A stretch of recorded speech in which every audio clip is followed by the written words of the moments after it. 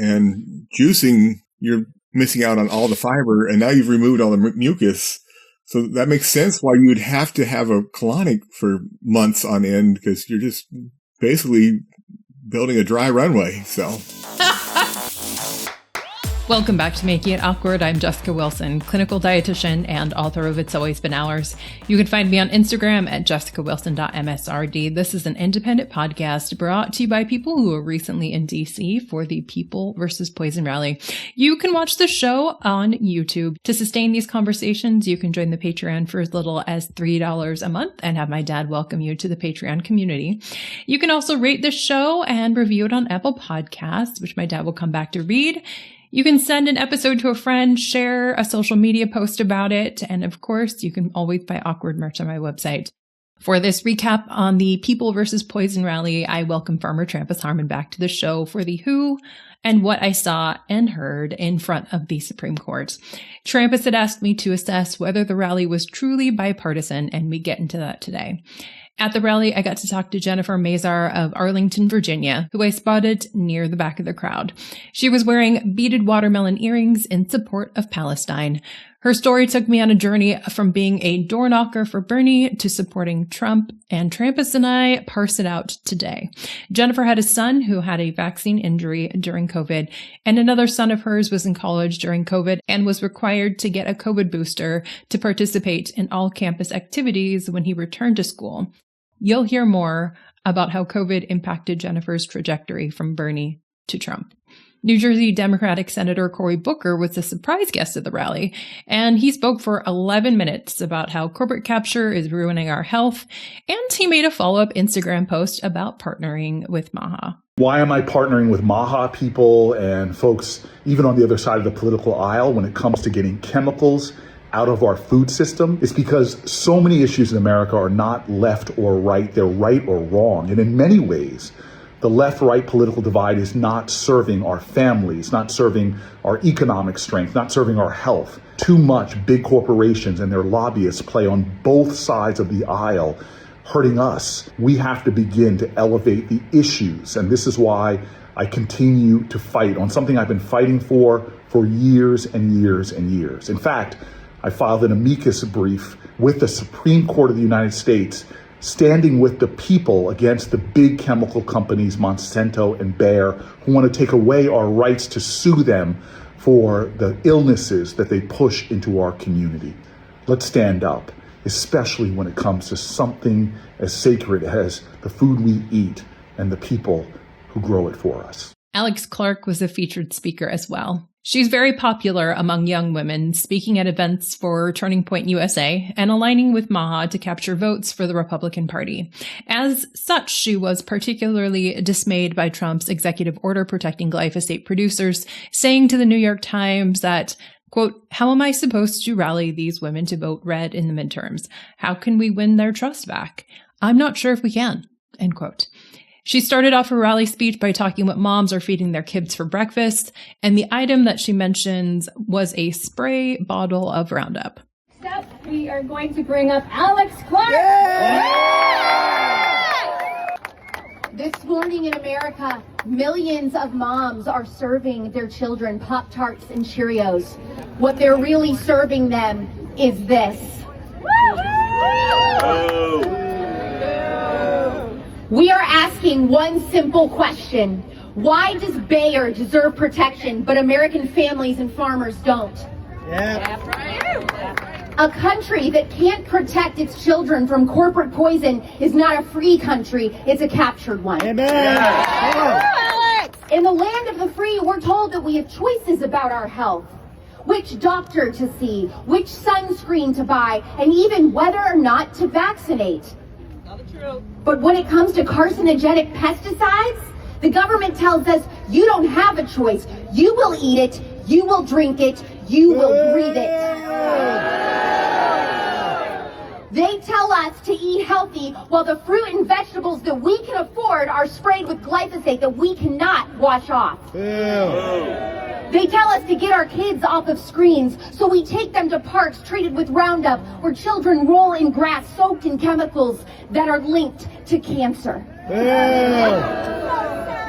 And years later, when that child is diagnosed with unexplained infertility or her father hears the words non-Hodgkin lymphoma, the same system that exposed them says, sorry, you can't sue, but at least your yard looks nice. A government that shields chemical companies instead of children has forgotten who it works for. That's right. If your product is safe, you don't need immunity. Yep. If your product is harmless, you don't spend billions settling cancer lawsuits. Right. If your business model depends on sick kids and silenced farmers, you don't deserve a liability shield, you deserve prison. A foreign chemical company is asking the United States government for permission to poison people without consequence. That's biochemical warfare. Every home in America now knows what glyphosate is, and every single mother just turned into Erin Brockovich. People versus poison. People versus poison. People versus poison. The protest was live streamed, and you can find the 3-hour recording on the People vs. Poison website, from which you'll hear clips today and you can see on YouTube. The video is distributed by Dell Bigtree's Highwire.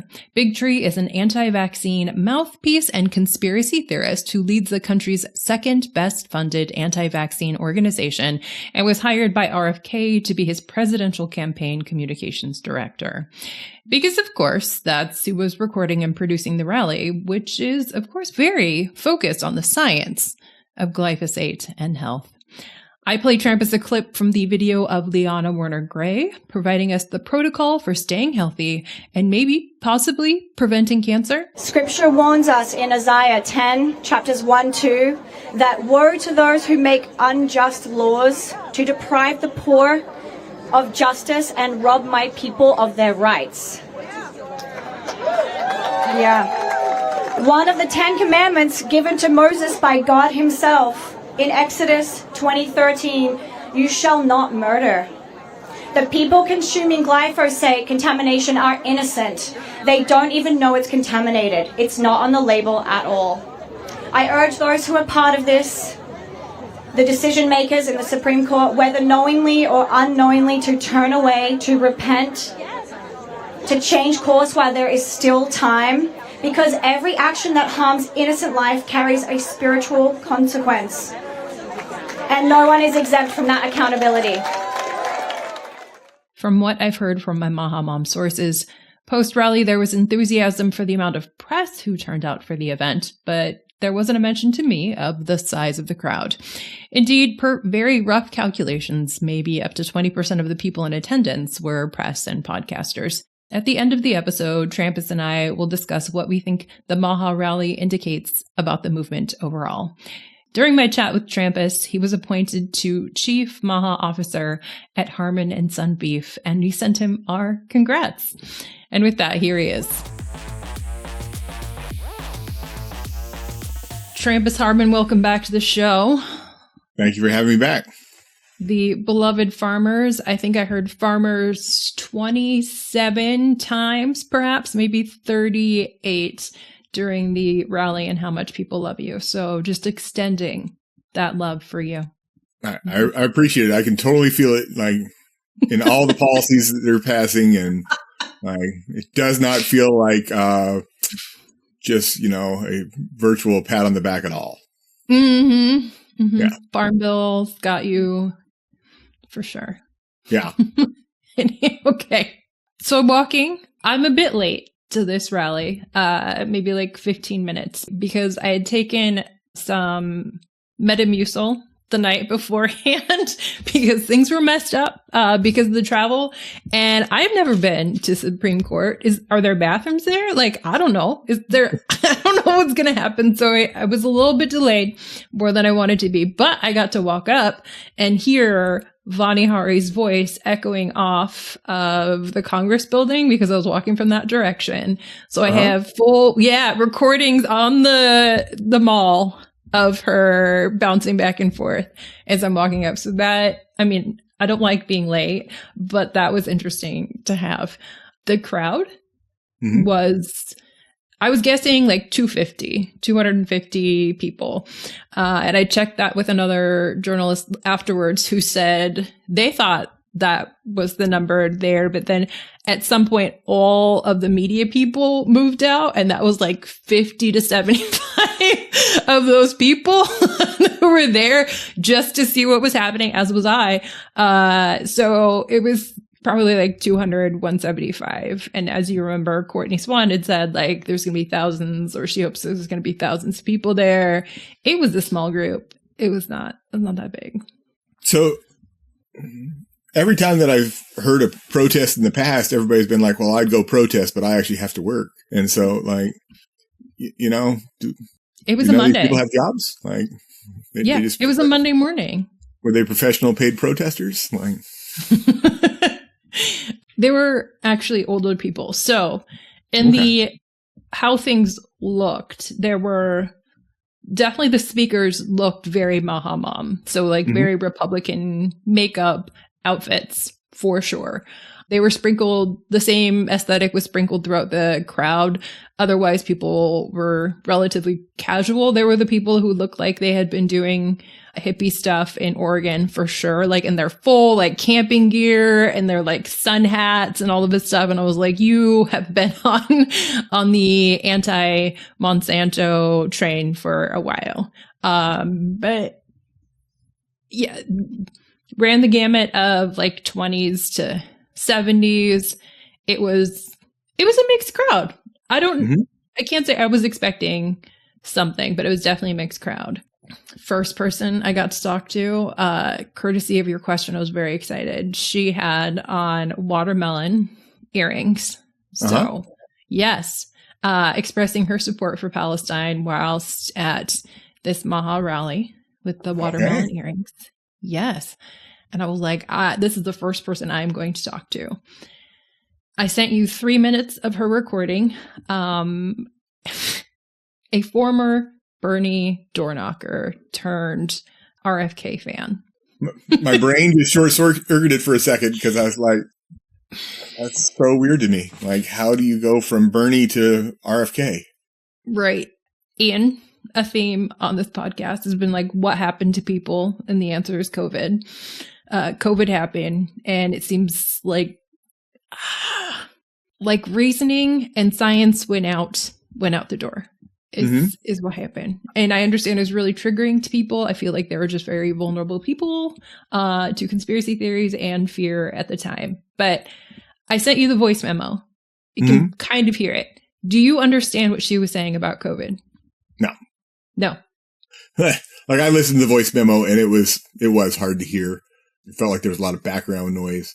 Tons of background noise. She was saying that there were doctors trying to treat people during COVID and with an experimental something or other, and I couldn't hear what. No, because she didn't have anything.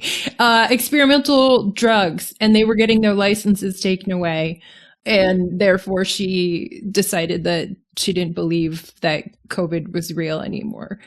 Maybe it was because it was like the dewormers and other things. Because that's the only thing I know of that someone lost their license for. Yeah. And then they started the whole, they had like a movement of people. And, Yeah.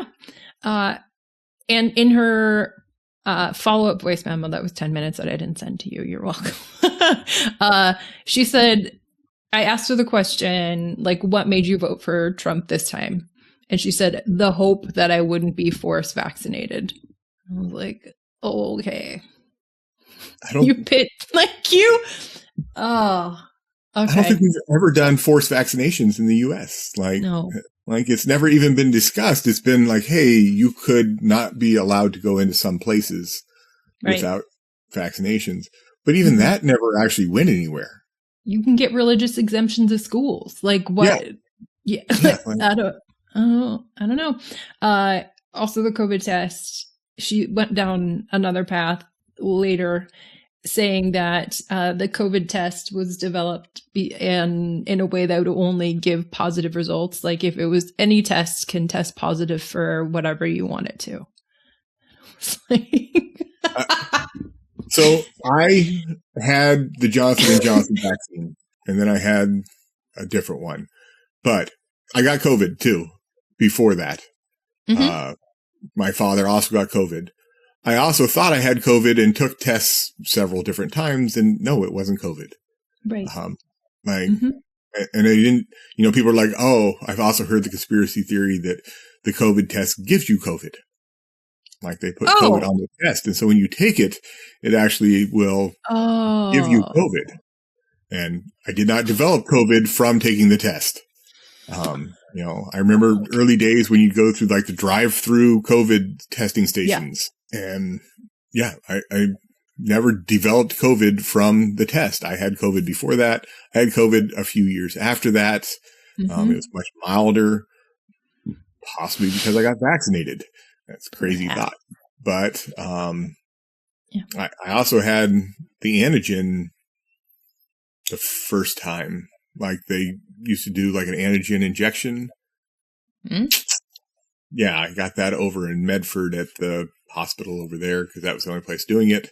And small town, so I had to go to the large town. And so, but yeah, so I drove over there and you sat in a parking lot and they came over and gave you the doctors and nurses would check you in the parking lot and then they would give you a shot and they'd be like, hey, you have to stay here for, 20 minutes and make sure you don't have a reaction to this. And then, but I was miserable. So I was like, dude, I'll try anything. So anything, literally. Yeah. Yes.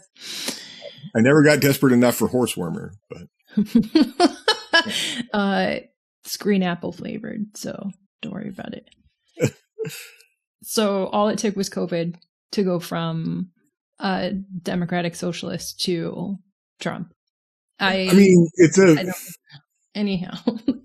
So I did. I know people who are one-issue voters.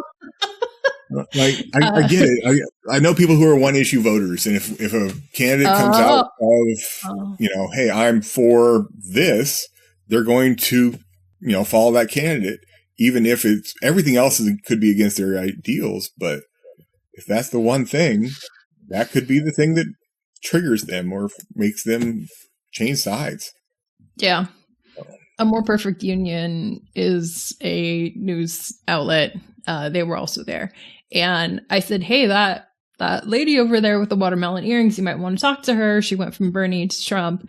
And so they went over and they interviewed her. And afterwards, I was like, all right, you got her story.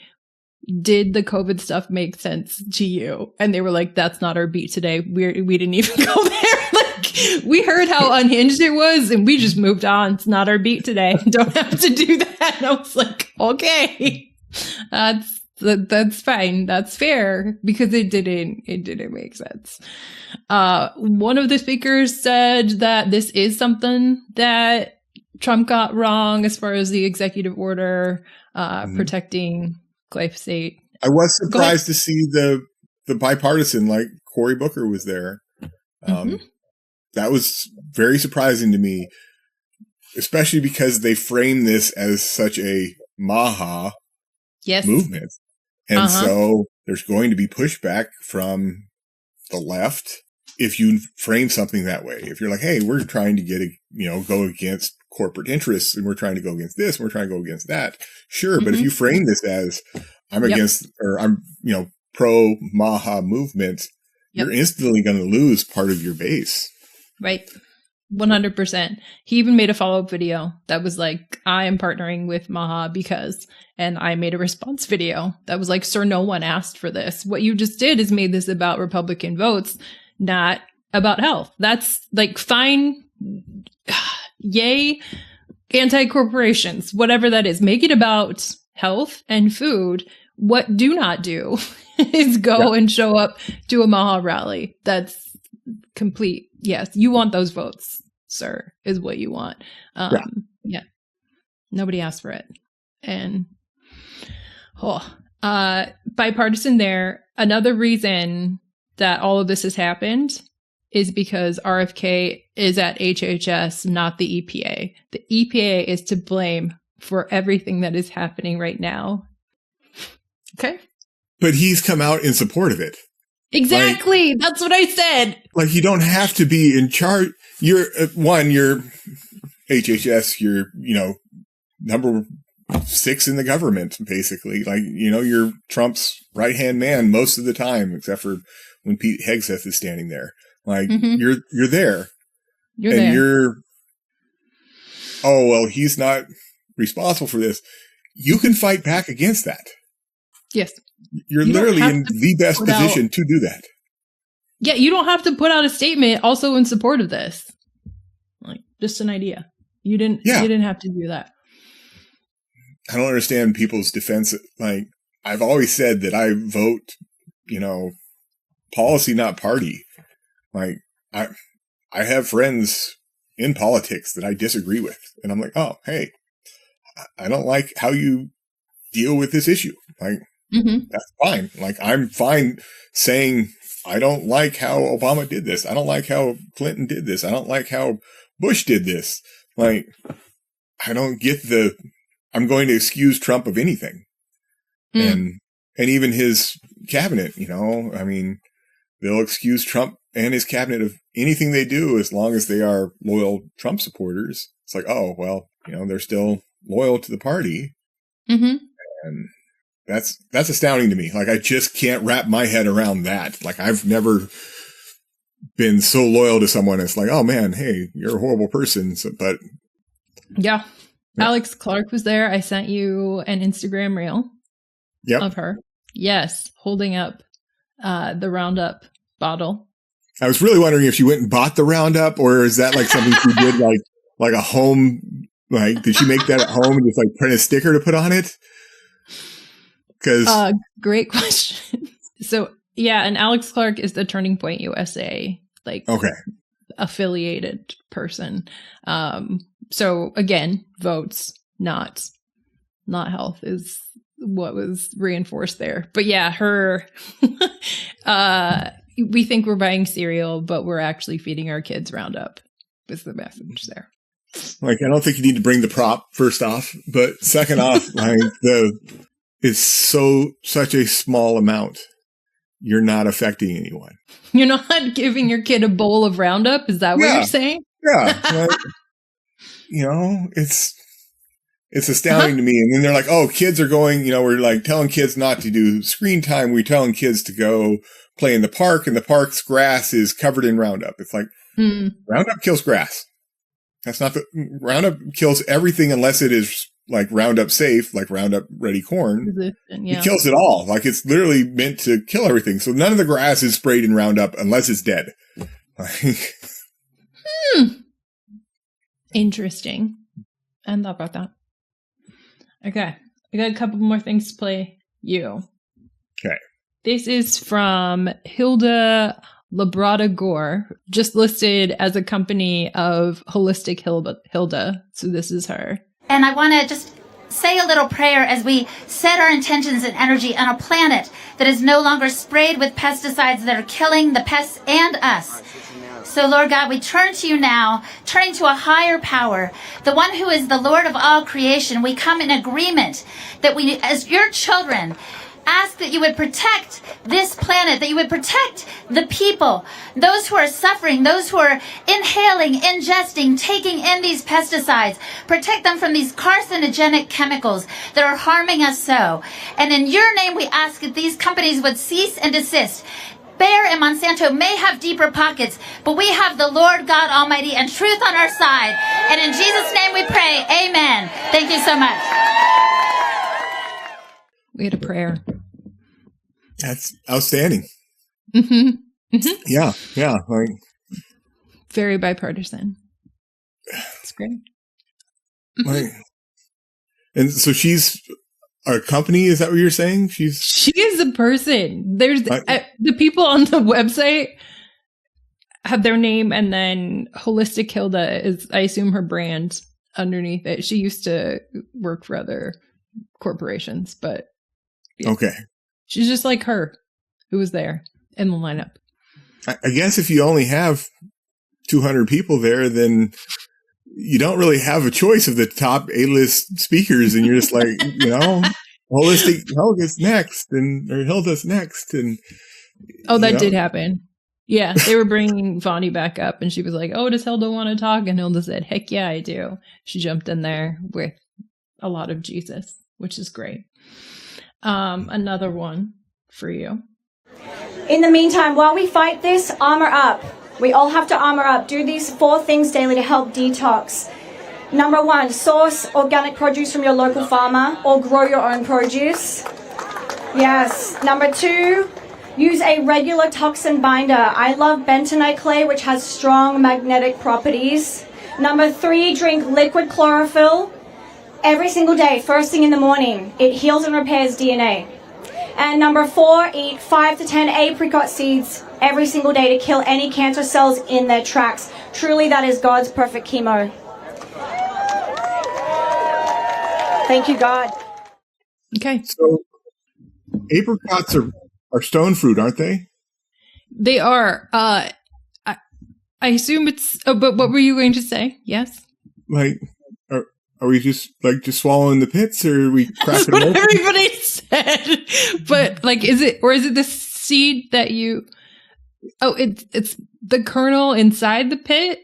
I'm guessing, but liquid chlorophyll. Okay, we're not plants, but Yeah. Mm-hmm. that's. I'm really surprised that she didn't plug her own brand. That's what I was waiting for. Yeah, I'm a big fan of, and then she held up her brand of this is how you detox from it. That would have been perfect. Yeah, she didn't say it at the time, but her story is that she healed her own cancer with diet. I hear that a lot. I do. Oh, she was eating junk food and processed foods for 5 years. She had binge eating disorder, and she knew that she had to change her eating habits. And so she did 3 months of juicing, eating wholesome foods, natural treatments, including a colonic almost every day for 2 months. And she removed a lot of blockages and mucus from her digestive system. The specific protocol is written in my book. So your digestive system needs mucus. It lines.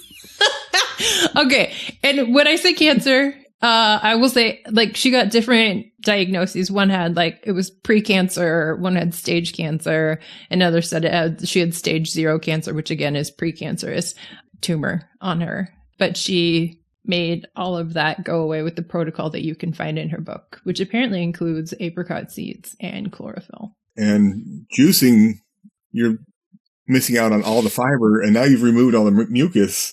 So that makes sense why you'd have to have a colonic for months on end, because you're just basically building a dry runway. So building a dry runway so the stuff doesn't get Yeah. So it just gets to come out. Yeah, that sounds horrible. Oh, it certainly does. Yeah. None of this sounds like a protocol that I would participate in. Yeah.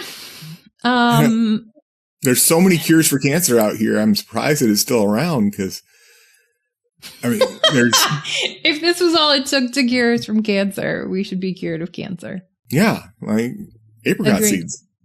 That's all. Chlorophyll. Yeah. I mean, I don't want to disregard whatever worked for her, but also fortifying ourselves. Clay, I don't. I want to disregard her. You don't have to. I will. That's just. Anyhow. And so she said that she was eating junk food, binge eating for 5 years. I eat junk food nonstop for 20 years. But in the end, maybe 30. So she went from eating processed sugar to processing her own sugar because she's juicing. Mm-hmm. And it's eating vegetables and fruit, which she's probably eating vegetables and fruit. That's just fructose. She's removed all the fiber, and now she's just drinking fructose. Probably some sucrose in there.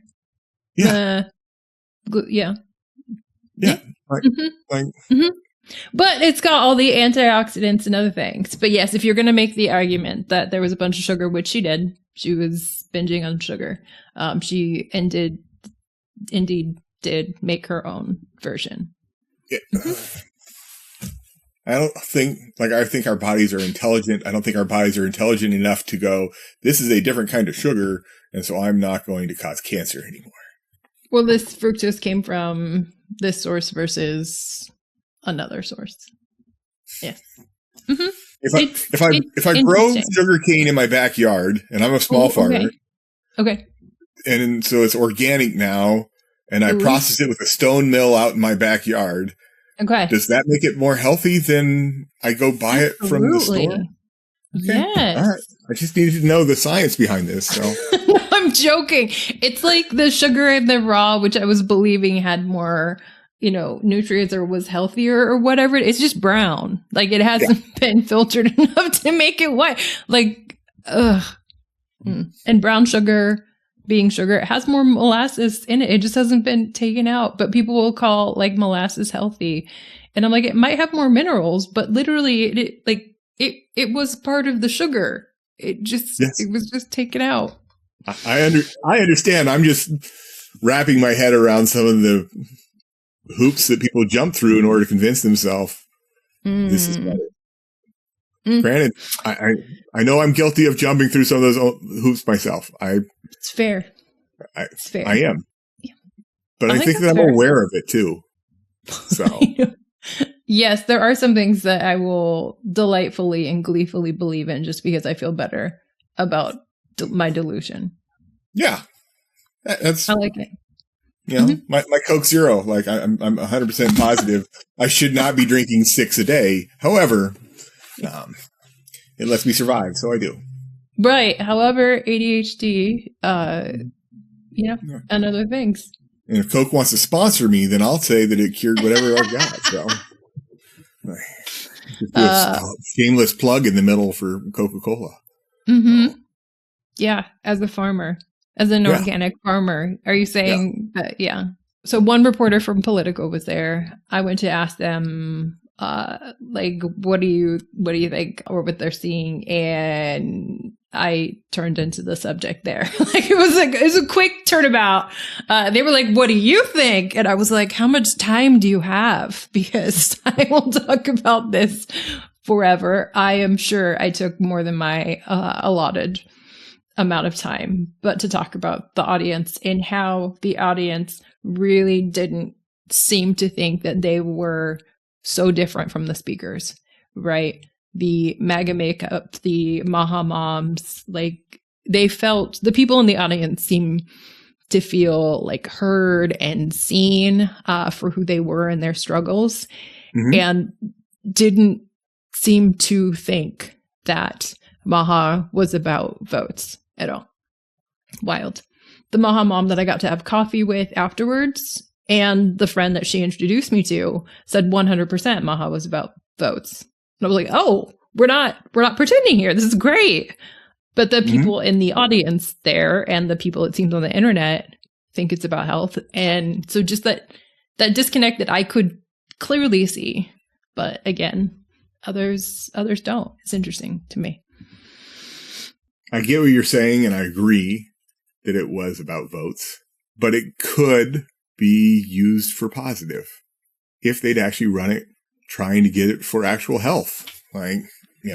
Some things that would actually help the U.S. instead of, okay, let's pretend for a minute that the scientific facts state that glyphosate causes cancer. Let's. How many people are dying from that per year? And then we have all these other issues that they are not focusing on, that they could focus on, like universal health care, feeding people when they need food, access to medical in rural areas, like actual medicine, not virtual doctors, funding hospitals in rural areas. There's so much that they could focus on. And I feel like they're just taking low for it. Because most protests, like, I live in a small town. It's a very conservative town. We have no kings protests even in my small town. And there are counter protests that are like across the street, like pro Trump. Yeah. Across the street. Huh. I don't feel like there is there's not 200 bearer employees across the street saying they're pro RoundUp. Like it's just such low hanging fruit. It's like, you even mentioned that you had people from both sides there because, hey, I don't have a problem with RoundUp. I don't use RoundUp, but I do have a problem with a company being exempt from from lawsuits. Like, that's my problem. Yeah. And I don't feel like there's anybody who's outside of politics is supporting that. The politics, I feel like they're getting kickbacks. So there's a lot of lobbying that's going into like the politicians are trying to support Bear or, support these giant companies, but there's no small movement. And so they're going against themselves. Like, there's nobody on the other team fighting them, really, Tell me more. I mean, when you go, like I said, there's no other team. There's nobody protesting, hey, we need to keep this. Like, even the farmers who are using glyphosate aren't out there protesting saying, hey, we need to do this. I mean, it seems like the Maha movement is just taking such low hanging fruit instead of trying to take on an actual issue in the U.S. that would make America healthy again. Across the board. Yeah. Yeah. Oh. Red dye, all those empty promises, Steak and Shake, in case you missed it, beef tallow fries, and Steak and Shake has a new chief Maha officer. So, one, they have officers. Two, they have someone from Steak and Shake on like their committee or something of that nature. My thing about beef tallow fries is they taste good. Like, I'm not trying to, a deep fried potato tastes good. And it tastes a little better if you fry it in beef fat as opposed to something else. But other than that, I'm not trying to eat French fries for health. They were questioned about whether or not they were removing ice cream from the menu. Quote, actually, ice cream can be healthy. And I think milkshakes can be healthy too, right? If you have sugar, egg yolks, cream, these are all great things. It's when you add all those emulsifiers and things. So they have healthy milkshakes at Steak and Shake in addition to their beef tallow fries. The company itself has named a chief Make America Healthy Again officer. The company. Okay. Yeah. I can just name myself one too, I guess. Exactly. That's what I thought. I was like, No. I am actually also a chief Maha officer. We just haven't advertised that yet. You didn't know that, did you? No. I did not. I didn't know we could just make up time. I guess it makes sense. Like, Yes. Yes, we can. Assistant to the regional manager. Like, I can make up whatever title I want to be. So. You can.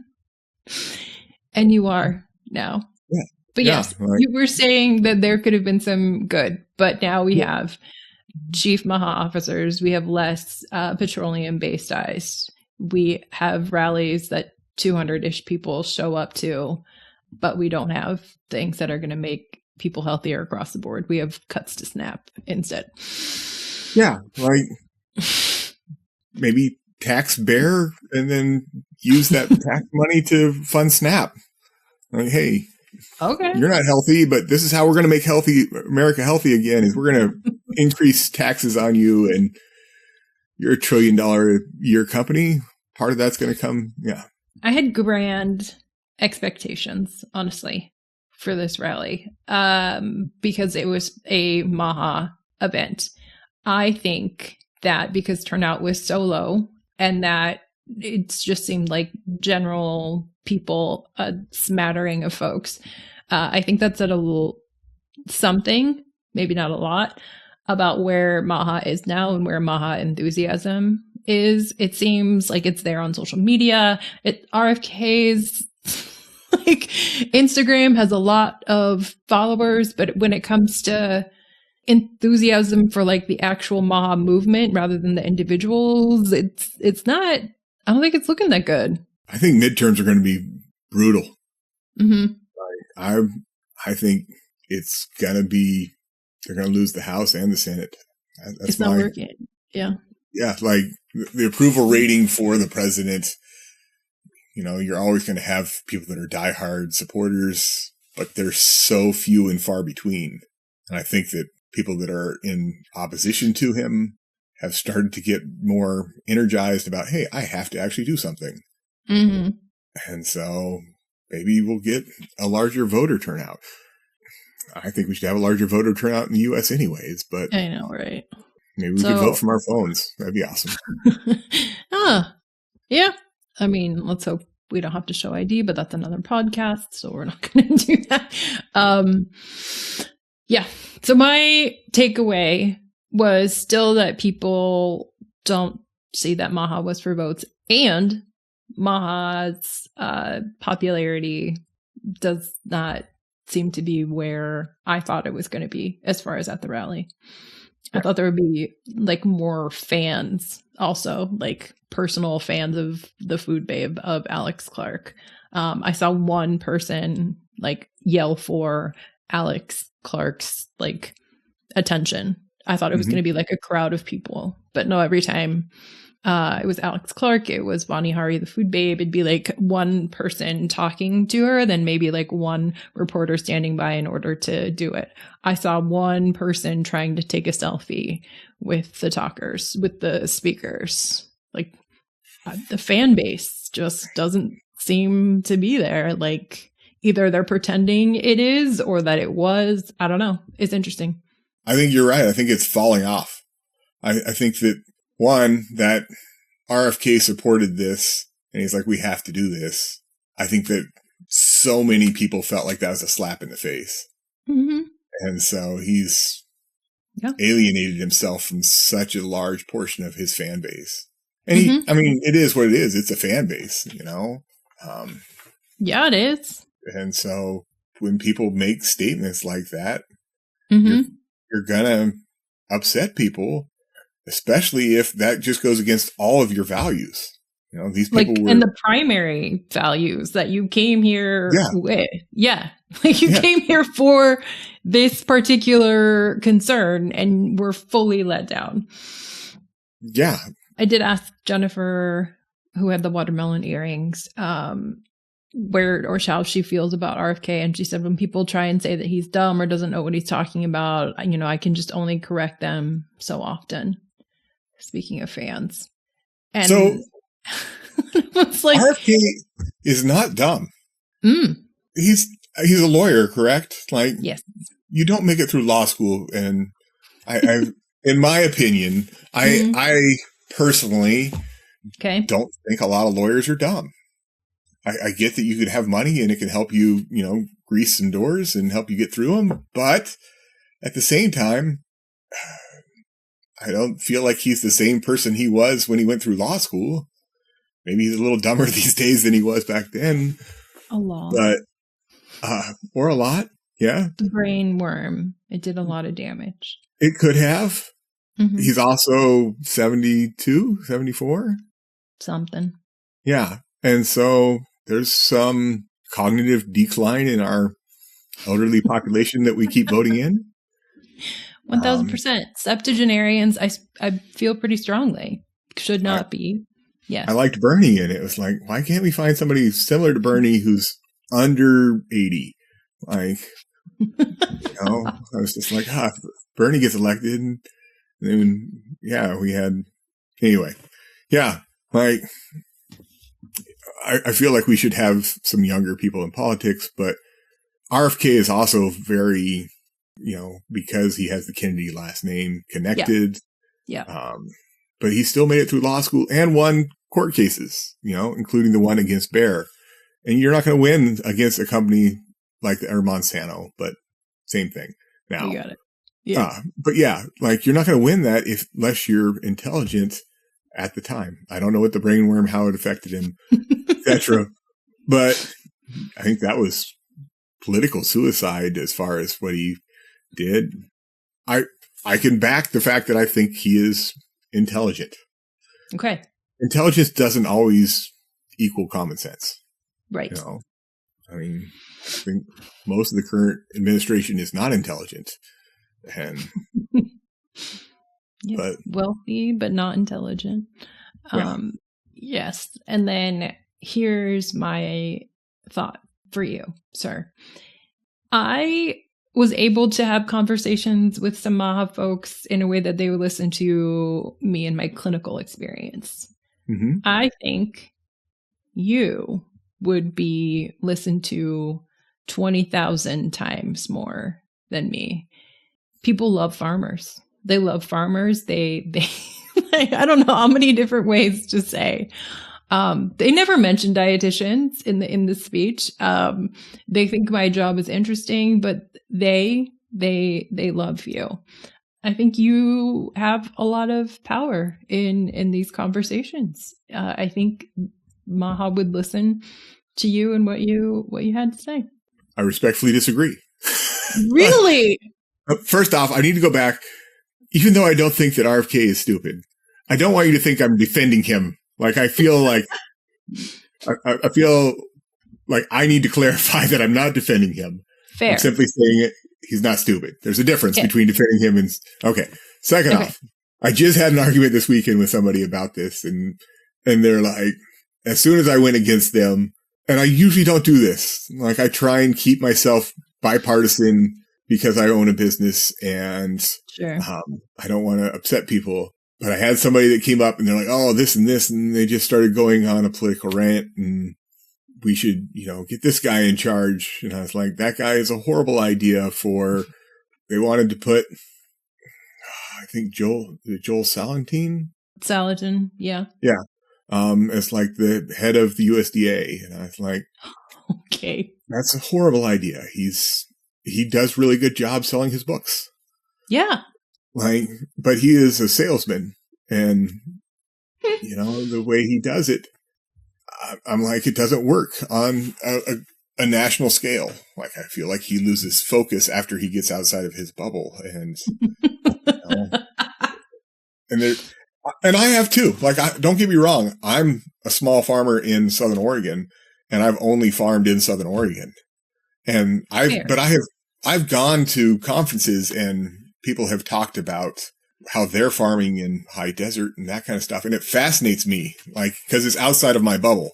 And to me, that is a huge thing. It's like, oh, that's so cool. Like, how are you able to do that? And they, explain their processes and stuff. And I know I don't have all the answers, but I also know that influencers don't have all the answers, and people that worship them, when you challenge their ideals, even if you're a farmer, they can instantly it just flips a switch and they're like, they get mad at you. And it's like, I'm big enough, fight me. So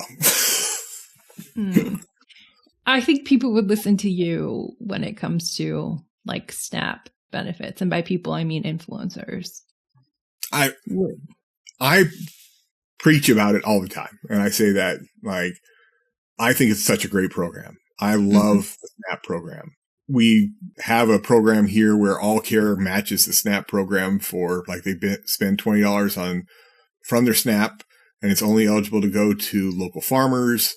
And then All Care matches $20 of vegetable, so they can only buy vegetables with it. And then depending on the area they're in, they match $5 or $20 of protein. And it's good for me. I'm a beef farmer.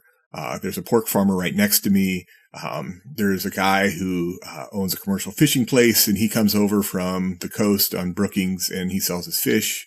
If you're a vegetarian, 3 booths down from me at the market is somebody who makes nut butters. They make like cool. hazelnut butter and that kind of stuff, walnut butter and etc. So there is other protein options there. Eggs, is a staple. Everybody and their brother has 6 chickens in their backyard these days. And so, that SNAP, I see how much it benefits people directly. Like, I benefit from it as well.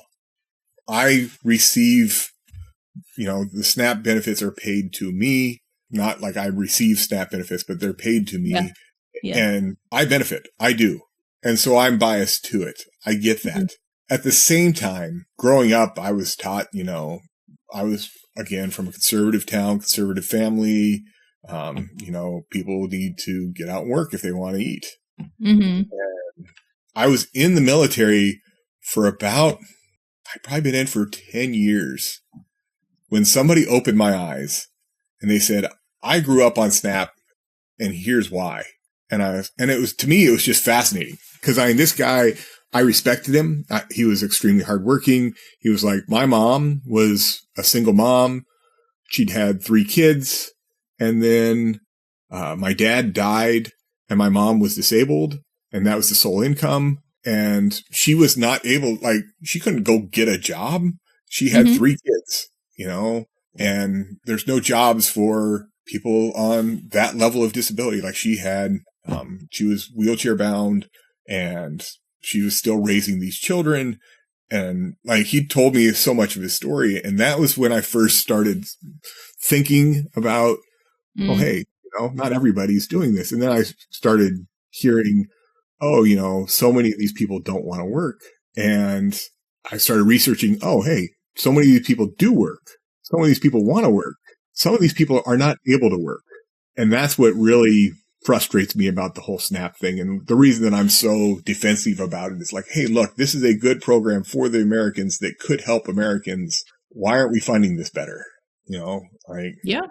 The people are like, oh, they're getting so much money. How much money are they really getting? They're getting so much money and spending it on soda. I have a patient who gets $27.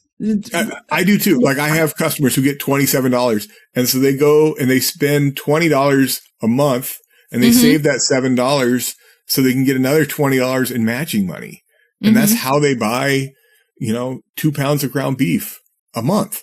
Right. And then, every 3 months they're able to buy 4 pounds of ground beef because they've saved and they've budgeted, and people are like, oh, they're just wasting their money. And we live in a town that has an extremely high homeless population. Mm-hmm. And I have seen some people who are on drugs who have gone, and one of the things you can purchase with SNAP dollars is bottled water. It's one of the most cheap things you can buy. And then they cut open the bottles of water and return the bottles for money to buy drugs. And I saw this in person, and I've always heard of it. And I was like, when I saw it, there was 9 people videoing this. And I was like, I know for a fact they're going to use this video for propaganda of this is why we shouldn't fund SNAP. And because, people who are on drugs and homeless are using the bottle return program in Oregon to buy drugs.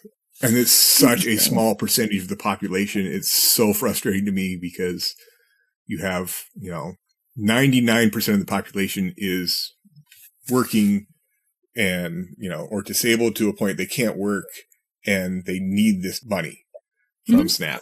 And these people are going to be the ones that are going to be used as an example because people won't come to the market and talk to people and be like, hey, come sit in my booth and come talk to these people that are on SNAP. And if they want to talk to you and be like, hey, I'm curious, why are you on SNAP? Do you work?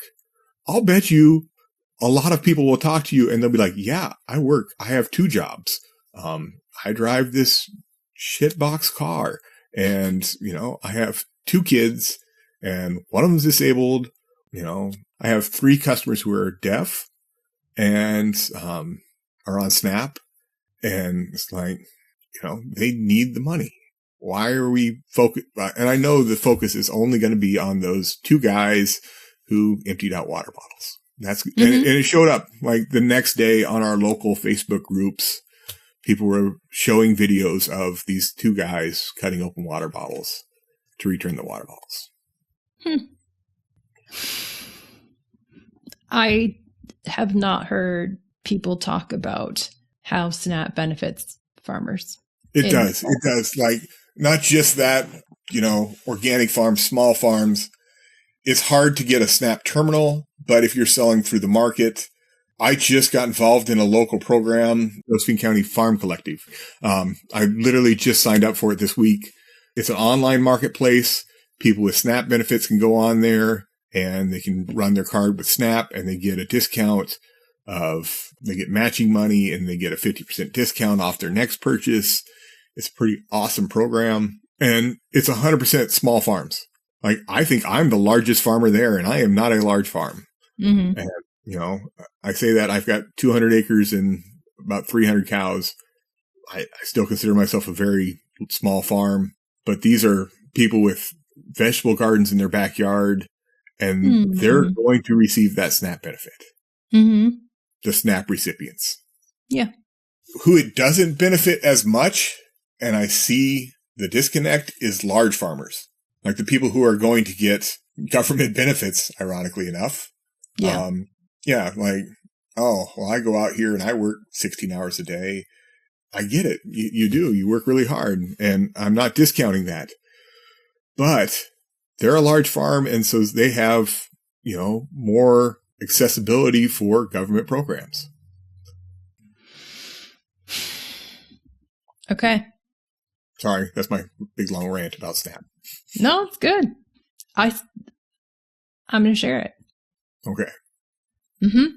I try and share it all the time. And I constantly feel like even the people that receive SNAP and they're sort of lost when they first come and get it. You know, they're like, oh, hey, you know, I've got these little coupon vouchers. They're like, $2 vouchers.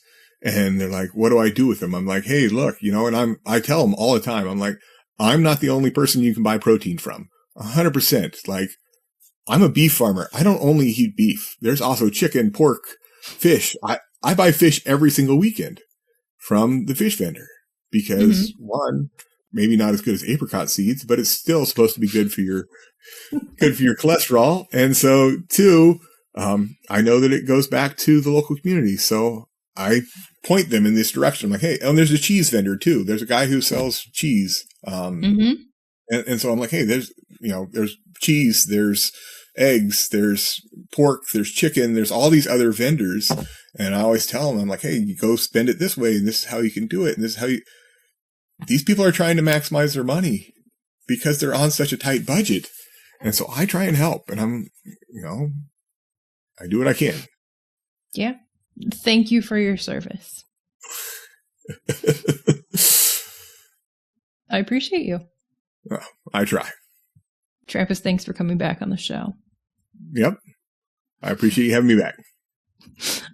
See you next time. Okay. Who knows what it'll be for. Thanks so much to Trampus for coming back on the show. I have gotten DMs asking for him to be a regular guest. Our discussion of SNAP was a great intro to next week's episode of Megan Saichi. She was serendipitously also in DC, and we both attended the Food Research in Action Coalition's National Anti-Hunger Conference. And we will debrief what we learned and the intersection with MAHA next week.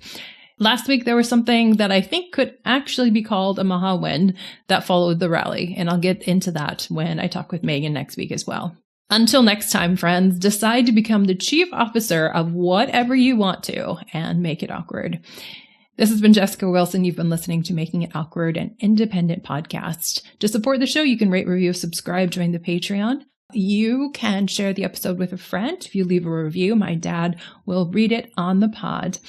This podcast is edited by Jen Jacobs, the Chief MAHA Officer of the Cutest Puppy Contest, and it's supported by the Legacy of Sacramento Outboard Services.